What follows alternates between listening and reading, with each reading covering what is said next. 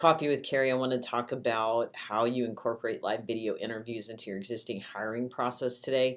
So, there's been a lot of questions that we've received on what's the best way to incorporate it into your existing hiring process.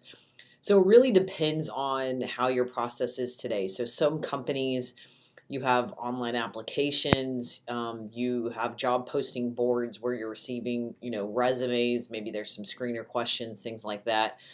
And then you weed down who you actually want to do kind of phone interviews with.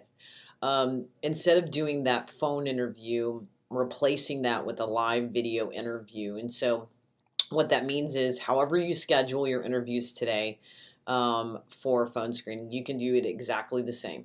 But instead of having, sending out a, conference bridge or, trying to ask the candidate what phone number is best to reach them at a certain time, you would have them go to your website and enter in either your hiring code, your recruiter code, if you're a hiring manager, supervisor, executive, whoever, or your, some type of hiring job code if you're a recruiter at that specified time.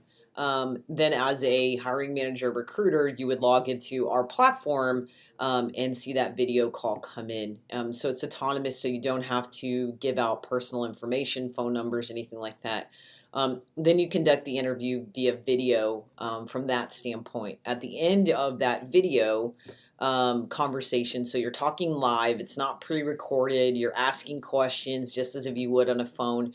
But live video interviews reduce the time versus a phone interview by 6x. So if typically were scheduling 30 minutes to an hour, I might schedule a video interview for only 30 minutes versus an hour. In that first 10 minutes, 5 minutes, I may, see from that candidate things I can't see over the phone, that I might cut that interview short. I might extend that interview, whatever it may be.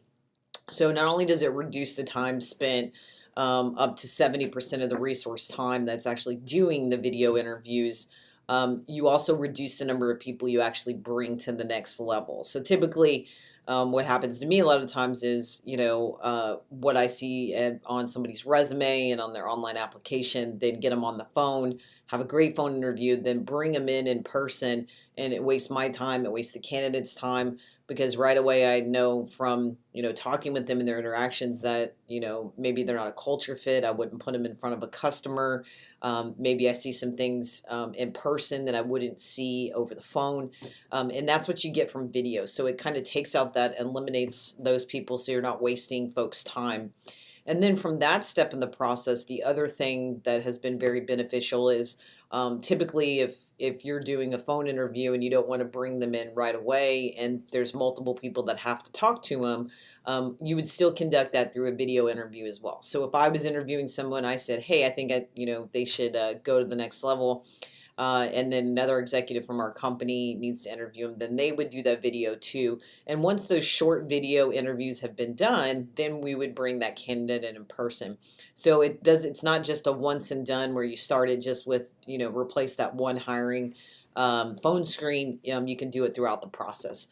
And so that's typically how you integrate it from that standpoint. At the end of that video interview, both the candidate as well as whoever's doing the interview gets a survey, and they can fill it out and put in their notes, or say, is this a 5-star candidate, a 1-star candidate? Should they go to the next level? Are you eliminating from the process, and put in some notes from that standpoint. So that's your today's Coffee with Carrie.